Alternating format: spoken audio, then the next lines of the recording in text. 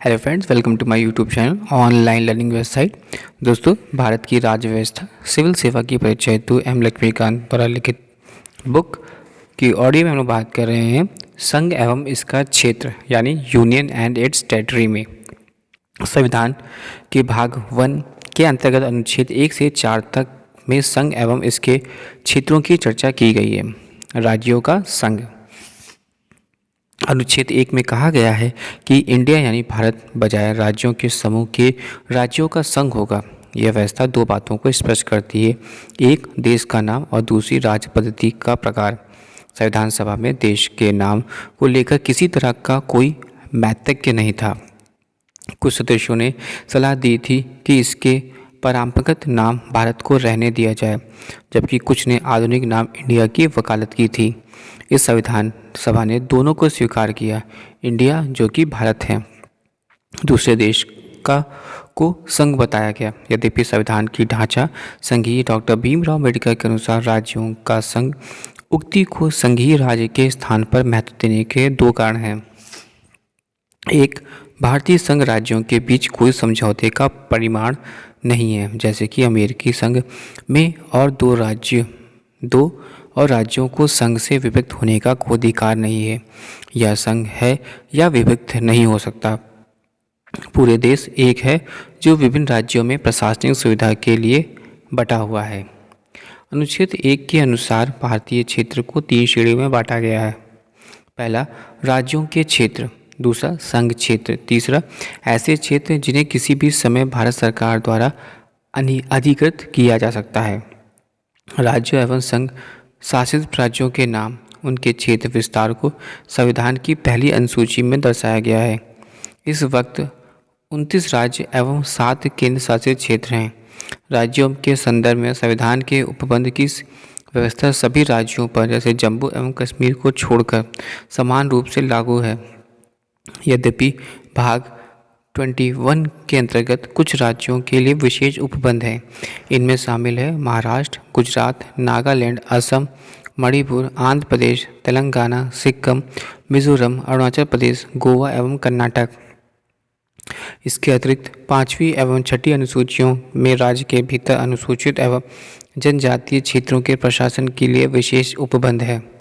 उल्लेखनीय है कि भारत के क्षेत्र भारत का संघ से ज़्यादा व्यापक अर्थ समेटे हैं, क्योंकि बाद वाले में सिर्फ राज्य शामिल है, जबकि पहले में न केवल राज्य वरन बल्कि संघ शासित क्षेत्र एवं क्षेत्र हैं जिन्हें केंद्र सरकार द्वारा भविष्य में कभी भी अधिकृत किया जा सकता है शामिल है। संघीय व्यवस्था में राज्य इसके सदस्य हैं और केंद्र के साथ शक्तियों के बंटवारे में हिस्सेदार हैं। दूसरी तरफ संघ शासित क्षेत्र एवं केंद्र द्वारा अधिकृत क्षेत्र में सीधे केंद्र सरकार का प्रशासन होता है। एक संप्रभु राज्य होने के नाते भारत अंतर्राष्ट्रीय कानूनों के तहत विदेशी क्षेत्र को भी अधिग्रहण कर सकता है।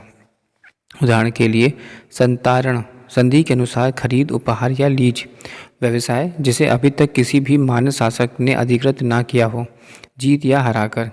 उदाहरण के लिए भारत ने संविधान लागू होने के बाद कुछ विदेशी क्षेत्रों का अधिग्रहण किया, जैसे कि दादर और नागर हवेली, गोवा, दमन एवं दीव, पुडुचेरी एवं सिक्किम। इन क्षेत्रों के अधिग्रहण के बाद ही आगे चर्चा की जाएगी। अनुच्छेद 2 में संसद को यह शक्ति दी गई कि संसद विधि द्वारा ऐसे निबंधनों और शर्तों पर जो कि वह ठीक समझे संघ में नए राज्यों के प्रवेश या उनकी स्थापना कर सकेगी। इस पर अनुच्छेद 2 संसद को 2 शक्तियाँ प्रदान करता है। पहला, नए राज्य का भारत के संघ में शामिल करे, और नए राज्यों के गठन करने की शक्ति। पहली शक्ति उन राज्यों के प्रवेश को लेकर है जो पहले से अस्तित्व में हैं, जबकि दूसरी शक्ति नए राज्यों जो अस्तित्व में नहीं है गठन को लेकर, अर्थात अनुच्छेद 2 में उन राज्यों को जो भारतीय संघ के हिस्से नहीं हैं के प्रवेश एवं गठन से संबंधित है। दूसरी ओर अनुच्छेद 3 भारतीय संघ के नए राज्यों के निर्माण या वर्तमान राज्यों में परिवर्तन से संबंधित है। दूसरे शब्दों में अनुच्छेद 3 में भारतीय संघ के राज्यों का पुनर्निर्माण की व्यवस्था करता है।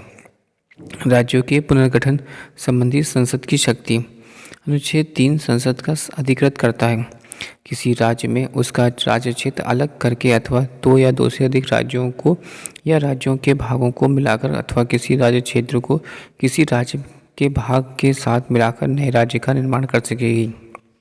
बा किसी राज्य के क्षेत्र को बढ़ा सकेगी, किसी राज्य का क्षेत्र घटा सकेगी, किसी राज्य की सीमाओं में परिवर्तन कर सकेगी, किसी राज्य के नाम में परिवर्तन कर सकेगी। हालांकि इस संबंध में अनुच्छेद 3 में दो शर्तों का उल्लेख किया गया है।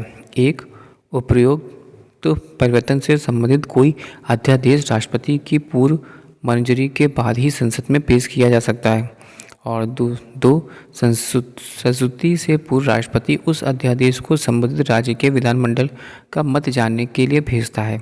यह मत निश्चित सीमा के भीतर जाना चाहिए। इसके अतिरिक्त संसद की नए राज्यों का निर्माण करने की शक्ति में किसी राज्य या क्षेत्र के किसी भागों को किसी अन्य राज्य या संघ क्षेत्र में मिलाकर अथवा नए राज्य या संघ क्षेत्र में मिलाकर अथवा नए राज्य या संघ क्षेत्र का निर्माण सम्मिलित है। राष्ट्रपति राज्य विधानमंडल के मत को मानने के लिए बाध्य नहीं है और इसे स्वीकार या अस्वीकार कर सकता है, भले ही उसका मत समय पर आ गया हो। संशोधन संबंधी अध्यादेश के संसद में आने पर हर बार राज्य के विधानमंडल के लिए नया संदर्भ बनाना जरूरी नहीं है। संघ क्षेत्र के मामले में संबंधित विधानमंडल के संदर्भ में कोई भी आवश्यकता नहीं है। संसद जब उचित समझे स्वयं कदम उठा सकती है। इस तरह से यह स्पष्ट है कि संविधान संसद को यह अधिकार देता है कि वह नए राज्य बनाने, जिसमें उसमें परिवर्तन करने, नाम बदलने या सीमा के परिवर्तन के संबंध में बिना राज्यों की अनुमति से कदम उठा सकती है। दूसरे शब्दों में, संसद अपने अनुसार भारत के राजनीतिक मानचित्र का पुनः निर्धारण कर सकती है। इस तरह संविधान द्वारा क्षेत्रीय एकता या राज्य के अस्तित्व की कोई गारंटी नहीं दी गई। इस तरह भारत को सही कहा गया। विभिन्न राज्यों की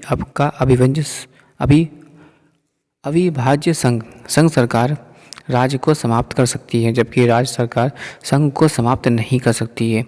दूसरी तरफ अमेरिका में क्षेत्रीय एकता या राज्यों के अस्तित्व को संविधान द्वारा गारंटी दी गई। अमेरिकी संघीय राज्य सरकार नए राज्यों का निर्माण या उनकी सीमाओं में परिवर्तन बिना संबंधित राज्यों को अनुमति के नहीं कर सकती। इसलिए अमेरिका को अविभाज्य राज्यों का अविभाज्य संघ कहा गया। संविधान अनुच्छेद 4 में यह स्वयं घोषित किया गया कि नए राज्यों का प्रवेश या गठन, नए राज्यों के निर्माण, सीमाओं, क्षेत्रों और नामों में परिवर्तन को संविधान के अनुच्छेद 368 के तहत संशोधन नहीं माना जाएगा। अर्थात इस तरह का कानून एक समान बहुमत और साधारण विधायी प्रक्रिया के जरिए पारित किया जा सकता है। क्या संसद को यह अधिकार है कि वो किसी भी राज्य के क्षेत्र को समाप्त कर भारतीय क्षेत्र के किसी अन्य देश को दे? यह प्रश्न उच्चतम न्यायालय के सामने तब आया जब 1960 में राष्ट्रपति द्वारा एक संदर्भ के जरिए उससे इस बारे में पूछा गया। केंद्र सरकार का निर्णय कि बेरुबाड़ी संघ पश्चिम बंगाल पर पाकिस्तान का नेतृत्व ने राजनीतिक विद्रोह और विवाद को जन्म दिया, जिस कारण राष्ट्रपति के संदर्भ लिया गया। उच्चतम न्यायालय ने कहा कि संसद की शक्तियां राज्यों की सीमाओं को समाप्त करने और भारतीय क्षेत्र को अन्य देश को देने का नहीं है। यह कार्य अनुच्छेद 368 में ही संशोधन किया जा सकता है। इस तरह नवे संविधान संशोधन अधिनियम 1960 के प्रभावी होने पर उक्त क्षेत्र को पाकिस्तान को स्थानांतरित कर दिया गया। दूसरी तरफ 1969 में उच्चतम न्यायालय ने व्यवस्था की कि भारत और अन्य देश के बीच सीमा निर्धारण विवाद को हल करने के लिए संवैधानिक संशोधन की जरूरत नहीं है। यह कार्य कार्यपालिका द्वारा किया जा सकता है। इसमें भारतीय क्षेत्र को विदेश को सौंपना शामिल नहीं है। संविधान संशोधन अधिनियम 2015 को इसलिए अधिनियमित किया गया कि भारत द्वारा कुछ भूभाग का अधिग्रहण किया जाए, जबकि कुछ अन्य भूभाग को बांग्लादेश को हस्तांतरित कर दिया जाए। उस समझौते के तहत जो भारत और बांग्लादेश की सरकारों के बीच हुआ, इस लेन देन में भारत ने 111 विदेशी अंतर क्षेत्रों यानी इनक्लेव्स को बांग्लादेश को हस्तांतरित कर दिया, जबकि बांग्लादेश ने 51 अंतर क्षेत्रों को भारत को हस्तांतरित कर दिया। इसके साथ ही इस लेन देन के प्रतिकूल दखलों का हस्तांतरण तथा 6.1 किलोमीटर असीमांकित सीमाई क्षेत्र को सीमांकन भी शामिल किया। इन 3 उद्देश्यों के लिए संशोधन ने 4 राज्यों असम, पश्चिम बंगाल, मेघालय और त्रिपुरा के भूभाग से जुड़े पहली अनुसूची के प्रावधानों को भी संशोधित कर दिया। इन संशोधन को निम्नलिखित पृष्ठभूमि है। पहला, भारत और बांग्लादेश को लगभग 4,996.7 किलोमीटर लंबी साझी जमीनी सीमा है। भारत पूर्वी पाकिस्तान जमीनी सीमा का निर्धारण 1947 के रेडक्लिफ अवार्ड के अनुसार हुआ था। विवाद रेडक्लिफ अवार्ड के कुछ प्रावधानों को लेकर हुआ, जिनका समाधान 1950 के बगे अवार्ड के अनुसार किया जाना था। पुनः एक कोशिश इन विवादों के समाधान के लिए 1958 में नेहरू नून समझौते के द्वारा की गई। हालांकि बेरूबाड़ी यूनियन के विभाजन को सर्वोच्च न्यायालय में चुनौती की गई। सर्वोच्च न्यायालय के निर्णय के अनुपालन का संविधान नवा संशोधन अधिनियम 1960 पारित किया गया। लगातार मुकदमेबाजी और तथा अन्य राजनीतिक घटनाक्रमों के चलते यह अधिनियम अनुसूचित नहीं किया जा सकता। भूतपूर्व पूर्वी पाकिस्तान यानी वर्तमान में बांग्लादेश को भूभागों को लेकर। दूसरा, 16 मई 1974 को भारत बांग्लादेश की जमीनी सीमा के सीमांकन एवं संबंधित मामलों के लिए दोनों देशों के साथ एक समझौता हुआ ताकि इस जटिल मुद्दे को हल किया जा सके। इस समझौते को भी अभी पुष्टि नहीं की जा सकी क्योंकि यह जमीन के हस्तांतरण का मामला था, जिसके लिए संविधान संशोधन की जरूरत थी। इस संबंध में जमीन पर इस क्षेत्र विशेष का चिन्हित करने की जरूरत थी जिससे हस्तांतरित किया जाना था। इसके पश्चात असीमांकित जमीनी सीमा, प्रतिकूल कब्जे वाले भूभागों तथा अंत क्षेत्रों के आदान प्रदान को विकसित कर 6 सितंबर 2011 को यह प्रोटोकॉल पर दस्तखत कर इस मुद्दे को हल करने का प्रयास किया गया, जो कि भारत बांग्लादेश के बीच जमीनी सीमा समझौता 1974 का अभिन्न हिस्सा है। इस प्रोटोकॉल को असम, मेघालय, त्रिपुरा एवं पश्चिम बंगाल राज्य सरकारों के सहयोग एवं सहमति से तैयार किया गया। केंद्र शासित प्रदेशों एवं राज्यों का उद्भव, देशी रियासतों का एकीकरण। आज़ादी के समय भारत में राजनीतिक इकाइयों की 2 श्रेणियाँ थीं, ब्रिटिश प्रांत और देशी रियासतें। भारतीय स्वतंत्रता अधिनियम 1947 के अंतर्गत 2 स्वतंत्र एवं पृथक प्रभुत्व वाले देश और भारत और पाकिस्तान का निर्माण किया गया और देशी रियासतों को 3 विकल्प दिए गए: भारत में शामिल हो, पाकिस्तान में शामिल हो या स्वतंत्र रहे। देशी रियासतें भारत की भौगोलिक सीमा में थे। 549 भारत में शामिल हो गई थी और बची हुई 3 रियासतें हैदराबाद, जूनागढ़ और कश्मीर ने भारत में शामिल होने से इनकार कर दिया। यद्यपि कुछ समय बाद इन्हें भी भारत में मिला लिया गया। हैदराबाद को पुलिस कार्रवाई के द्वारा, जूनागढ़ को जनमत के द्वारा एवं कश्मीर को विलय पत्र के द्वारा भारत में शामिल कर लिया गया। 1950 में संविधान में भारतीय संघ के राज्यों को 4 प्रकार के वर्गीकृत किया गया: भाग का, खा, गा एवं घा। ये सभी संख्या में 29 थे। भाग का में वे राज्य थे जहां ब्रिटिश भारत गवर्नर का शासन था। भाग खा में 9 राज्य विधानमंडल के साथ शाही शासन। भाग गा में ब्रिटिश भारत के मुख्य आयुक्त का शासन एवं कुछ में शाही शासन था। भाग गा में कुल में राज्य का केंद्रीकृत प्रशासन था। अंडमान एवं निकोबार द्वीप को अकेले भाग खा में रखा गया था। यानी भाग का के राज्य कौन कौन से हैं? असम, बिहार, बम्बई, मध्य प्रदेश, मद्रास, उड़ीसा, पंजाब, संयुक्त प्रांत, पश्चिम बंगाल। भाग खा में राज्य हैं हैदराबाद, जम्मू एवं कश्मीर, मध्य भारत, मैसूर, पटियाला एवं पूर्वी पंजाब, राजस्थान, सौराष्ट्र, त्रावणकोर या कोचीन एंड विंध्य प्रदेश। भाग गा में अजमेर, भोपाल, बिलासपुर, कूच बिहार, कुर्ग, दिल्ली, हिमाचल प्रदेश, कच्छ, मणिपुर और त्रिपुरा। जबकि भाग खा में अंडमान एंड निकोबार द्वीप समूह। धर आयोग और जेवीपी समिति। देशी रियासतों का शेष भारत में एकीकरण विशुद्ध रूप से अस्थायी व्यवस्था थी। इस देश के विभिन्न भागों में विशेष रूप से दक्षिण से मांग उठने लगी कि राज्यों का भाषा के आधार पर पुनर्गठन हो। जून 1948 में भारत सरकार ने एस के धर की अध्यक्षता में भाषाई प्रांत आयोग की नियुक्ति की। आयोग ने अपनी रिपोर्ट दिसंबर 1948 में पेश की आयोग ने सिफारिश की कि राज्यों का पुनर्गठन भाषाई कारण के बजाय प्रशासनिक सुविधा के अनुसार होना चाहिए। इसके अतिरिक्त असंतोष फैल गया कि परिणाम स्वरूप कांग्रेस द्वारा दिसंबर 1948 को एक अन्य भाषाई प्रांत समिति का गठन किया गया। इसमें जवाहरलाल नेहरू, वल्लभ भाई पटेल और पट्टा भी सीतारामैया शामिल थे, जिसे जेवीपी समिति के रूप में जाना गया। इसने अपनी रिपोर्ट अप्रैल 1949 में पेश की और इस बात को औपचारिक रूप से अस्वीकार किया गया कि राज्यों के पुनर्गठन के आधार पर भाषा होनी चाहिए। हालांकि अक्टूबर 1953 में भारत सरकार को भाषा के आधार पर पहले राज्य के गठन के लिए मजबूर होना पड़ा, जब मद्रास में तेलुगु भाषी क्षेत्रों के पृथक कर आंध्र प्रदेश का गठन किया गया। इसके लिए एक लंबा विरोध आंदोलन हुआ, जिसके अंतर्गत 56 दिनों की भूख हड़ताल के बाद कांग्रेसी कार्यकर्ता पोटी श्रीमालू का निधन हो गया। फजल अली आयोग आंध्र प्रदेश के निर्माण में से अन्य क्षेत्रों से भी भाषा के आधार पर राज्य बनने की मांग उठने लगी। इसके कारण भारत सरकार को दिसंबर 1953 में एक 3 सदस्यीय राज्य पुनर्गठन आयोग फजल अली की अध्यक्षता में गठित करने का विवश होना पड़ा। इसके अन्य 2 सदस्य थे के.एम. पडिक्कर और एच.एन. कंजूरू। इसने अपनी रिपोर्ट में 1955 में पेश की और इस बात को व्यापक रूप से स्वीकार किया गया कि राज्यों के पुनर्गठन में भाषा को मुख्य आधार बनाया जाना चाहिए, लेकिन इसने एक राज्य एक भाषा के सिद्धांत को अस्वीकार कर दिया। इसका मत था कि किसी भी राजनीतिक इकाई के पुनर्निर्धारण में भारत की एकता को प्रमुखता दी जानी चाहिए। समिति ने किसी राज्य पुनर्गठन योजना के लिए 4 बड़े कारकों की पहचान की। देश की एकता एवं सुरक्षा का अनुरक्षण एवं संरक्षण, भाषीय एवं सांस्कृतिक एकरूपता, वित्तीय, आर्थिक एवं प्रशासनिक तर्क, प्रत्येक राज्य एवं पूरे देश में लोगों के कल्याण योजना एवं इनका संवर्धन।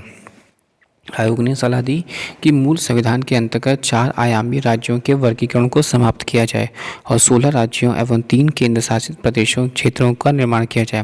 भारत सरकार ने बहुत कम परिवर्तनों के साथ इन सिफारिशों को स्वीकार कर लिया। राज्य पुनर्गठन अधिनियम 1956 और 7वें संविधान संशोधन अधिनियम 1956 के द्वारा भाग का और भाग खा के बीच की दूरी समाप्त कर दिया गया और भाग गा को खत्म कर दिया गया है। इनमें से कुछ को पड़ोसी राज्यों के साथ मिला दिया गया तो कुछ संघ शासित क्षेत्रों के तौर पर पुनर्स्थापित किया गया। परिणामस्वरूप 1 नवंबर 1956 को 14 राज्य और 6 केंद्र शासित प्रदेशों का गठन किया गया। राज्य पुनर्गठन अधिनियम 1956 द्वारा कोचीन राज्य के द्राविड़ को मद्रास राज्य के मालाबार और दक्षिण कन्नड़ के कसरगोड़े को मिलाकर एक नया राज्य केरल स्थापित किया गया। इस अधिनियम ने हैदराबाद राज्य के तेलुगु भाषाई क्षेत्र और आंध्र प्रदेश में मिलाकर एक नए राज्य आंध्र प्रदेश की स्थापना की। उसी प्रकार मध्य भारत राज्य, विंध्य राज्य, प्रदेश राज्य और भोपाल राज्य को मिलाकर मध्य प्रदेश राज्य का सृजन हुआ। पुनः इससे सौराष्ट्र और कच्छ राज्यों को बॉम्बे राज्य में, पूर्व राज्य में, मैसूर राज्य में और पटियाला में पूर्वी पंजाब को मिलाकर पंजाब राज्य और अजमेर राज्य के राजस्थान में विलय कर दिया गया। इसके अलावा इस अधिनियम द्वारा नए संघ शासित प्रदेश लक्षद्वीप, मीनाकाय और आमिनी देवी द्वीपों का भी सृजन मद्रास राज्य से काटकर किया गया। 1956 में भारतीय राज्य और संघ शासित क्षेत्र आंध्र प्रदेश, असम, बिहार, बम्बई, जम्मू एवं कश्मीर, केरल, मध्य प्रदेश, मद्रास, मैसूर, उड़ीसा, पंजाब, राजस्थान, उत्तर प्रदेश और पश्चिम बंगाल। जबकि संघ शासित क्षेत्र थे अंडमान एवं निकोबार द्वीप समूह, दिल्ली, हिमाचल प्रदेश, लाक्षाद्वीप, मीनाकाय और अमिनी द्वीप समूह, मणिपुर और त्रिपुरा। 1956 के बाद बनाए गए नए राज्य एवं संघ शासित क्षेत्र 1956 में व्यापक स्तरों पर पुनर्गठन के बावजूद भारत के राजनीतिक मानचित्र में व्यापक विविधता एवं राजनीतिक दबाव के चलते परिवर्तनों की आवश्यकता महसूस की गई। भाषा या सांस्कृतिक एकरूपता एवं अन्य कारणों के चलते दूसरे राज्यों के अन्य राज्यों में के लिए निर्माण की मांग उठने लगी। महाराष्ट्र और गुजरात 1960 के द्विभाषीय राज्य बम्बई को 2 पृथक राज्यों में विभक्त किया गया। महाराष्ट्र मराठी भाषी लोगों के लिए एवं गुजरात गुजराती भाषा लोगों के लिए गुजरात भारतीय संघ का 15वां राज्य था। दादर एवं नागर हवेली 1954 में इसके स्वतंत्र होने से पूर्व यहाँ पुर्तगाल का शासन था। 1961 तक यहाँ लोगों द्वारा स्वयं चुना गया प्रशासन चलता रहा। 10वें संविधान संशोधन अधिनियम 1961 द्वारा इसे संघ शासित क्षेत्र में परिवर्तित कर दिया गया। गोवा, दमन एवं दीव 1961 में पुलिस कार्रवाई के माध्यम से भारत में इन 3 क्षेत्रों को अधिकृत किया गया। 12वें संविधान संशोधन अधिनियम 1962 के द्वारा इन्हें संघ शासित क्षेत्र के रूप में स्थापित किया गया। बाद में 1987 में गोवा को एक पूर्ण राज्य बना दिया गया। इस तरह दमन और दीव को पृथक केंद्र शासित प्रदेश बना दिया गया। पुडुचेरी का क्षेत्र एवं फ्रांसीसी गठन का स्वरूप था, जिसे भारत में पुडुचेरी, काराइकल, माहे और यनम के रूप में जाना गया। 1954 में फ्रांस ने इसे भारत का सपूत दिया गया। इस तरह 1962 तक प्रशासन अधिकृत क्षेत्र की तरह चलता रहा। फिर इसे 14वें संविधान संशोधन अधिनियम द्वारा संघ शासित प्रदेश बनाया गया। नागालैंड 1963 में नागा पहाड़ियों और असम के बिहार के त्वेनसांग क्षेत्रों को मिलाकर नागालैंड राज्य का गठन किया गया। ऐसा नागा आंदोलनकारियों को संतुष्टि के लिए किया गया था।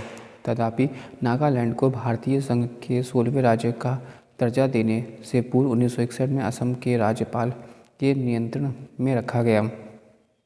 हरियाणा, चंडीगढ़ और हिमाचल प्रदेश 1966 में पंजाब राज्य में भारतीय संघ के 17वें राज्य हरियाणा और केंद्र शासित प्रदेश चंडीगढ़ का गठन किया गया। इसके बाद सिखों के लिए पृथक सिंह गृह राज्य यानी पंजाब सूबा की मांग उठने लगी। यह मांग अकाली दल के नेता मास्टर तारा सिंह के नेतृत्व में उठी। शाह आयोग की सिफारिश पर पंजाबी भाषाई क्षेत्र को पंजाब राज्य एवं हिंदी भाषा के क्षेत्र को हरियाणा राज्य के रूप में स्थापित किया गया एवं इससे लगे पहाड़ी क्षेत्र को केंद्र शासित राज्य यानी हिमाचल प्रदेश का रूप दिया गया। 1971 में संघ शासित क्षेत्र में हिमाचल प्रदेश को एक पूर्ण राज्य का दर्जा दे दिया गया। भारतीय संघ का 18वां राज्य मणिपुर, त्रिपुरा एवं मेघालय 1972 में पूर्वोत्तर भारत के राजनीतिक मानचित्र में व्यापक परिवर्तन आए। इस तरह 2 केंद्र शासित प्रदेश मणिपुर एवं त्रिपुरा को एक उपराज्य मेघालय का राज्य का दर्जा मिला। इसके अलावा 2 संघ शासित प्रदेशों मिजोरम और अरुणाचल प्रदेश भी अस्तित्व में आए। इसके साथ ही भारतीय संघ में राज्यों की संख्या 21 हो गई। 22वें संविधान संशोधन अधिनियम 1969 के द्वारा मेघालय को स्वायत्तशासी राज्य बनाया गया। यह असम में उपराज्य के रूप में भी जाना जाता था, जिसका अपना मंत्रिपरिषद था। यद्यपि यह मेघालय के लोगों को महत्वाकांक्षी की पूर्ति नहीं कर पाया। मिजोरम एवं अरुणाचल प्रदेश संघ शासित प्रदेशों को असम क्षेत्र से पृथक किया गया। सिक्किम 1947 तक सिक्किम भारत को एक शाही राज्य था, जहां चौग्याल का शासन था। 1947 में ब्रिटिश शासन के समाप्त होने पर सिक्किम को भारत द्वारा रक्षित किया गया। भारत सरकार ने इसकी रक्षा, विदेश मामले एवं संचार का उत्तरदायित्व लिया। 1974 में सिक्किम ने भारत के प्रति अपनी इच्छा दर्शाई। तदनुसार संसद द्वारा 35वां संविधान संशोधन अधिनियम 1974 लागू किया गया। इसके द्वारा सिक्किम को एक संबद्ध राज्य का दर्जा दिया गया। इस उद्देश्य के लिए नए अनुच्छेद 2 का एवं नई अनुसूची को संविधान से जोड़ा गया। हालांकि यह प्रयोग अधिक नहीं चला। इससे सिक्किम के लोगों की महत्वाकांक्षी पूर्ति नहीं हुई। 1975 में एक जनमत के दौरान उन्होंने चौग्याल के शासन को समाप्त करने के लिए मत दिया। इस तरह सिक्किम भारत का एक अभिन्न हिस्सा बन गया। इस तरह से 36वें संविधान संशोधन अधिनियम 1975 के प्रभावी होने के बाद सिक्किम को भारतीय संघ का पूर्ण राज्य बना दिया गया। इस संशोधन के माध्यम से संविधान को पहली व चौथी अनुसूची को संशोधित कर नया अनुच्छेद 371 चा को जोड़ा गया। इसमें सिक्किम के प्रशासन के लिए कुछ विशेष प्रावधानों की व्यवस्था की गई। इसने अनुच्छेद 2 का और 10वीं अनुसूची को भी निरस्त कर दिया, जिन्हें 1974 के 35वें संशोधन अधिनियम द्वारा जोड़ा गया था। मिजोरम, अरुणाचल प्रदेश और गोवा 1987 में भारतीय संघ में 3 नए राज्य मिजोरम, अरुणाचल प्रदेश, गोवा 23वें व 24वें व 25वें राज्यों के रूप में अस्तित्व में आ गए थे। यह निर्माण 1986 में एक समझौते के आधार पर हुआ, जिस पर भारत सरकार एवं मिजो नेशनल फ्रंट ने हस्ताक्षर किए, जिसने 2 दशक से चल रहे राजद्रोह को समाप्त कर किया। अरुणाचल प्रदेश को भी 1972 में संघ शासित प्रदेश बना संघ शासित प्रदेश गोवा, दमन और दीव से गोवा को पृथक कर अलग राज्य बनाया गया। छत्तीसगढ़, उत्तराखंड और झारखंड। सन 2000 में छत्तीसगढ़, उत्तराखंड और झारखंड को क्रमशः मध्य प्रदेश, उत्तर प्रदेश और बिहार से पृथक कर नए राज्यों के रूप में मान्यता दी गई। ये तीनों राज्य भारतीय संघ के 26वें, 27वें एवं 28वें राज्य बने। तेलंगाना। वर्ष 2014 में तेलंगाना राज्य आंध्र प्रदेश के राज्य के भूभाग को काटकर भारत के 20वें राज्य के रूप में अस्तित्व में आया। केंद्र। आंध्र प्रदेश राज्य अधिनियम 1953 में भारत में भाषा के आधार पर पहले राज्य का निर्माण किया। आंध्र प्रदेश, जिन्हें मद्रास राज्य तमिलनाडु के तेलुगु भाषी क्षेत्र में शामिल किए गए। कुर्नूल आंध्र प्रदेश राज्य की राजधानी थी, जबकि गुंटूर में राज्य का उच्च न्यायालय स्थापित था। राज्य पुनर्गठन अधिनियम 1956 के द्वारा हैदराबाद राज्य के तेलुगु भाषा क्षेत्रों का राज्य में को आंध्र राज्य से मिलाकर व वृहत कर आंध्र प्रदेश राज्य की स्थापना की गई। राज्य की राजधानी हैदराबाद स्थानांतरित की गई। पुनः आंध्र प्रदेश पुनर्गठन अधिनियम 2014 के आंध्र प्रदेश को अलग राज्यों में बांटा गया। आंध्र प्रदेश तथा तेलंगाना, हैदराबाद को दोनों राज्यों की संयुक्त राजधानी बनाया गया। 10 वर्षों की इस अवधि में आंध्र प्रदेश को अपनी अलग राजधानी बना लेगा। इस प्रकार आंध्र प्रदेश उच्च न्यायालय का नाम बदलकर हैदराबाद उच्च न्यायालय रखा गया। उच्च न्यायालय तब तक दोनों राज्यों के लिए साझा रहेगा जब तक आंध्र प्रदेश राज्य के लिए अलग उच्च न्यायालय की स्थापित नहीं हो जाता। इस प्रकार राज्यों और संघ शासित क्षेत्रों की संस्था 1956 में क्रमशः 14 एवं 6 से बढ़कर 2014 में क्रमशः 29 या 7 हो गई। नामों में परिवर्तन। कुछ राज्यों एवं संघ शासित क्षेत्रों के नामों में भी परिवर्तन किया गया। संयुक्त प्रांत पहला राज्य था जिसका नाम परिवर्तित किया गया। इसका नाम 1950 में उत्तर प्रदेश किया गया। 1969 में मद्रास को नया नाम तमिलनाडु रखा गया। इस तरह 1973 में मैसूर का नाम कर्नाटक रखा गया। इसी प्रकार लक्षद्वीप निकाय, मिनिकाय एवं अमीनी दीवी का नया नाम लक्षद्वीप रखा गया। 1992 में संघ शासित प्रदेश दिल्ली को एक नया नाम और राष्ट्रीय राजधानी क्षेत्र दिल्ली रखा गया। इसे बिना पूर्ण राज्य का दर्जा दिया गया। यह बदलाव 69वें संविधान संशोधन अधिनियम 1991 के द्वारा वर्ष 2006 में उत्तरांचल का नाम बदलकर उत्तराखंड कर दिया गया। इसी वर्ष पांडिचेरी का नाम बदलकर पुडुचेरी किया गया। वर्ष 2011 में उड़ीसा का पुनर्नामकरण उड़ीसा के रूप में हुआ। तालिका 5.3 2014 में भारतीय क्षेत्र 2016 तक। राज्य आंध्र प्रदेश, अरुणाचल प्रदेश, असम, बिहार, छत्तीसगढ़, गोवा, गुजरात, हरियाणा, हिमाचल प्रदेश, जम्मू व कश्मीर, झारखंड, कर्नाटक, केरल, मध्य प्रदेश, महाराष्ट्र, मणिपुर, मेघालय, मिजोरम, नागालैंड, उड़ीसा, पंजाब, राजस्थान, सिक्किम, तमिलनाडु, तेलंगाना, त्रिपुरा, उत्तराखंड, उत्तर प्रदेश एवं पश्चिम बंगाल। जबकि संघ शासित क्षेत्र थे अंडमान एवं निकोबार द्वीप समूह, चंडीगढ़, दादर एवं नागर हवेली, दमन एवं दीव, दिल्ली और लक्षद्वीप और पुडुचेरी। तालिका 5.4 संघ में इसके क्षेत्रों से संबंधित अनुच्छेद संख्या और विषय वस्तु। पहला, संघ के क्षेत्र का नाम। दूसरा, नए राज्यों का नामांकन अथवा स्थापना। 2A सिक्किम संघ के साथ संबद्ध निरस्त। तीसरा, नए राज्यों की स्थापना और मौजूदा राज्यों का क्षेत्रफल, सीमा अथवा नामों में परिवर्तन। चौथा, अनुच्छेद 2 व 3 के अंतर्गत बनाए गए कानूनों जिनके द्वारा पहली और चौथी अनुसूची को पूरक, अनुशांशिक एवं अनुवर्ती मामलों में संशोधन किया जा सके। Thanks for watching and sharing.